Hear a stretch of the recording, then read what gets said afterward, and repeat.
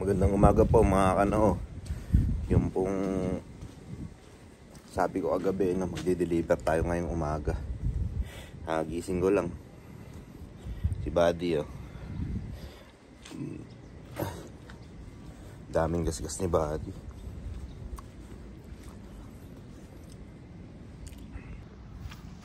Puro tama mga kanao.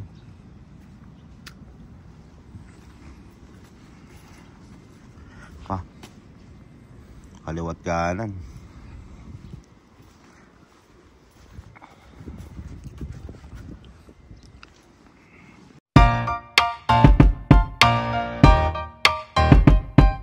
So mga kano, ito yung sinasabi ko na pag magde-deliver tayo full tank. Ito yung sa may bangkuan ko sa tabi. Tapos sa likod yan. So nag-awang lang tayo para nakita natin yung nasa likod. Kung meron siyang dumadaan. So deliver na tayo mga ano. Full tank si Buddy no mga kano no. Sabi ko kaya talagang meron pa sana tayong dadaanan. Kailan di nakasya. So mamaya pag uwi natin galing sa Sinchu, di-deliver ulit tayo. Yan yung sinasabi ko mga ano. Saktong-sakto may bagyo pa naman. May bagyo. Yeah.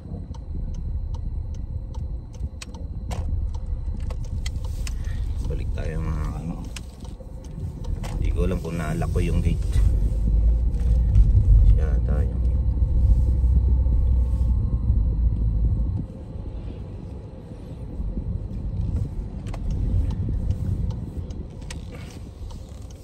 Baka napapansin nyo mga ano tuwing nagbablog ako laging bagong gising no? Ang ginagawa ko lang kasi sa gabi naliligo na ako, tapos sa umaga hilamos na lang, toothbrush, yun okay na. Ayun yung turo sa akin ng asawa ko sabi ko kami pagka ano tuwing umaga ang ligo,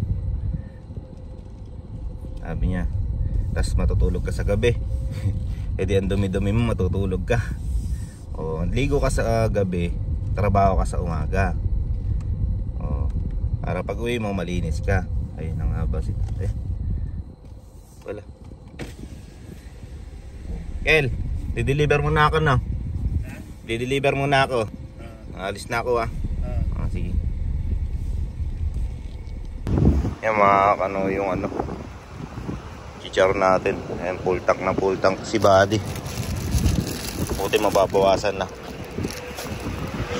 Kita tayo ngayon sa Golden Brothers. Ay di-deliver ng chicharon.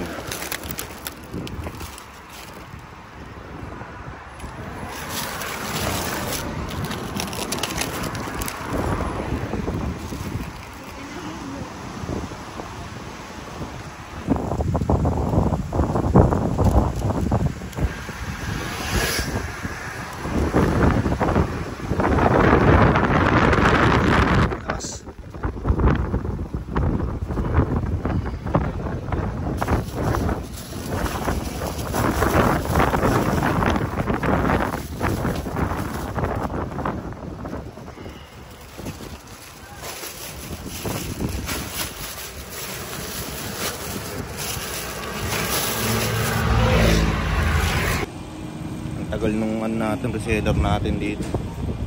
Hindi pa lumalabas. May dideliveran pa tayo Kaya tayo nagtatagal sa deliver dahil dyan sa dideliver, hihintay mo pa na matagal bago makuha yung chicharon. Dapat nakaalis na tayo nyan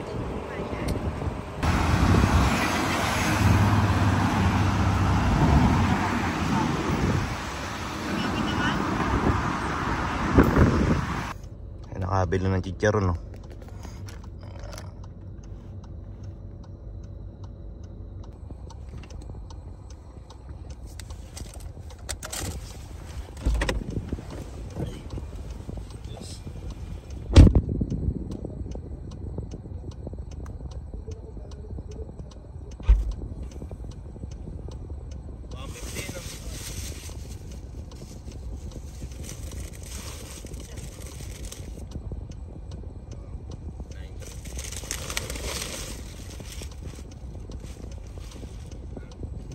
Mga ano, stop over muna tayo dito sa 7-Eleven.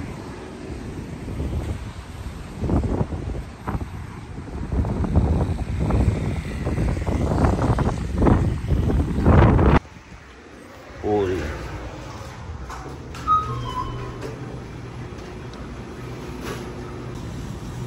Bili tayo ng hotdog. Tapos kape.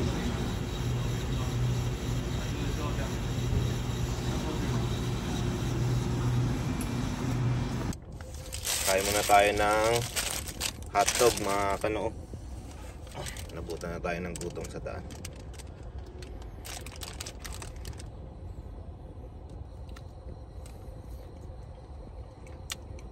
May cheese sa loob.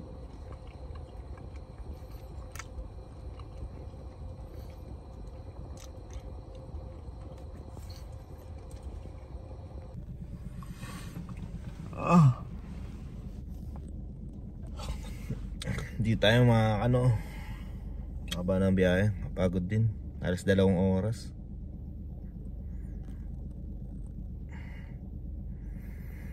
Meron pa tayong chicharon sa likod kasi nagpasobra talaga tayo.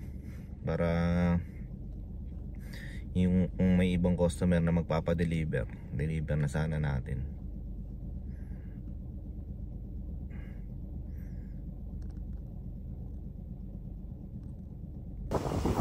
So mga kano, di-deliver tayo ano.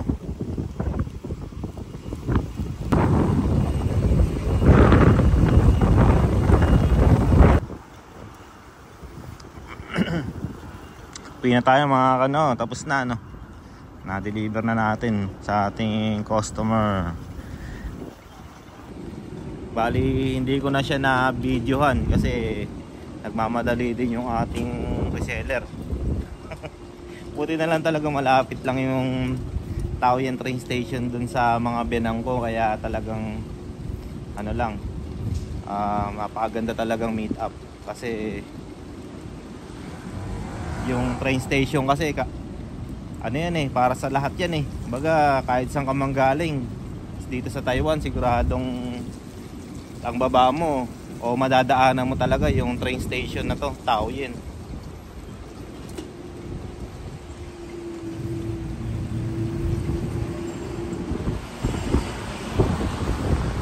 Buti na lang hindi umulan.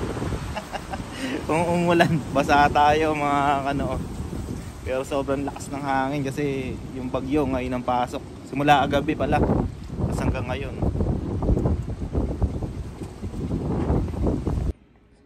What's up no mga kano? Bali, papakita ko sa inyo kung ano yung hapunan namin ngayon no. Bali, yun oras na ba? Alas 7 na po ng gabi. Yan, mga kano. Ito yung pinaka gusto ko, para siyang sinigang. Yung lasa niya maasim-asim. Meron siyang dahon na parang binuro, tapos sinabawan ng benang kong babae. Sobrang sarap niyan. Tapos ito kanina tanghali pa to, longganisa saka skinless. Tapos yung manok yan parang in-steam na merong, basta masarap din. Tapos isda na yung loob niyan puro itlog. Tapos gulay. Tapos ito, yun, ang tawag dito ay lulo pan. Sobrang sarap niya pagka minix mo siya sa kanin. So yan yung hapunan namin, kumpleto mga kano. May sabaw, may karne, tapos meron pang gulay no, talagang solid.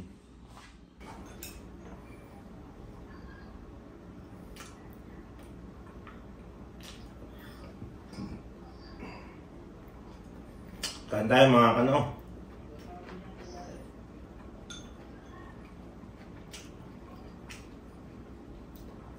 Hindi pa sila nagugutom eh, kaya mag-isa lang ako kumakain. Gutom na kasi ako.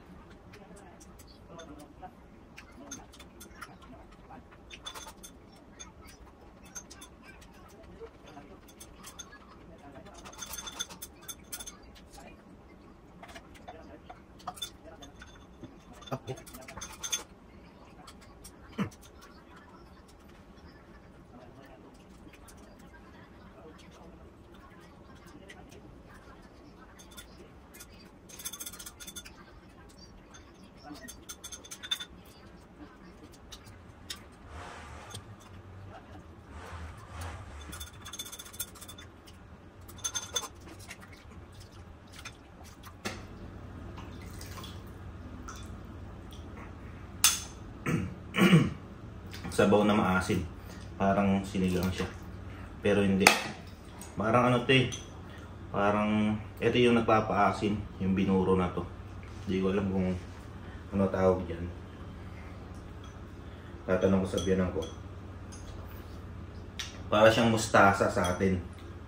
Pagka nagsisigang ka.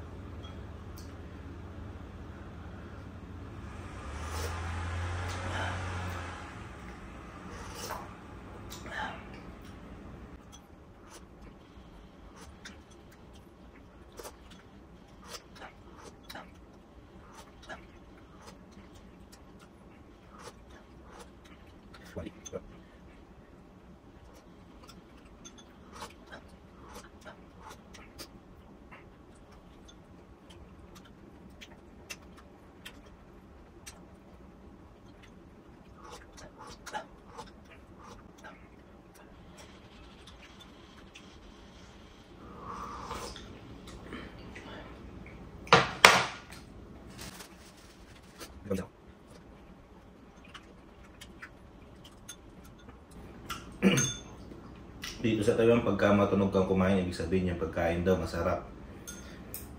Sa atin, pag matunog kang kumain, wala kang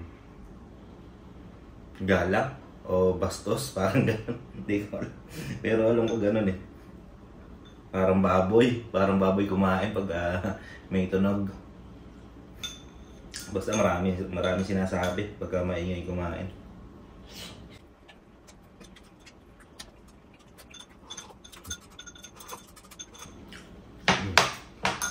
Busog.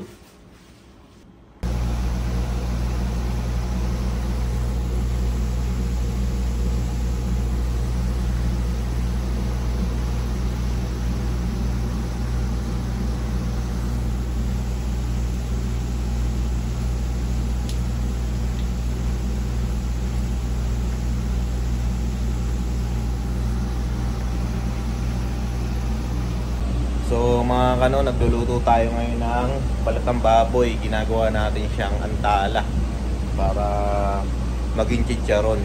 So yun yung pinaka-process niyan. Medyo matagal yan, yung pinakamatagal na process, yung pagluluto. Yung gagawin siyang antala.